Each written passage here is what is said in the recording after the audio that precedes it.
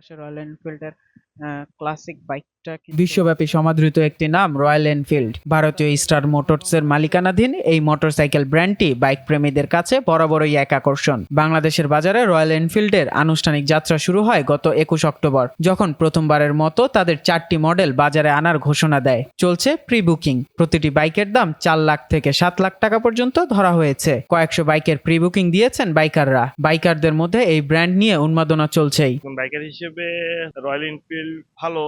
আর তাছাড়া হচ্ছে যে পুরোটা হচ্ছে যে একটা মেটাল বডি তৈরি, আর হচ্ছে এটা মানে অনেক ম্যানুফ্যাকচারিং অনেক আগ থেকে সেটা হয়ে আসছে, সেদিক থেকে বাইকটা এই জন্যই আমাদের কাছে পছন্দের।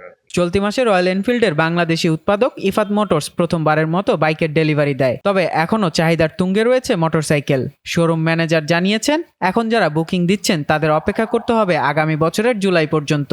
শুধু বাইকাররাই নন, রয়্যাল এনফিল্ডের প্রতি ভালোবাসা থেকে শোরুমে ভিড় করেছেন সাধারণ মানুষও। কেউ আসছেন দেখতে, কেউ বা ছবি তুলতে। এখানে আমাদের পাশে ভার্সিটি আছে যেহেতু, তো আমরা ভাবলাম একটু চেক আউট করে যাই।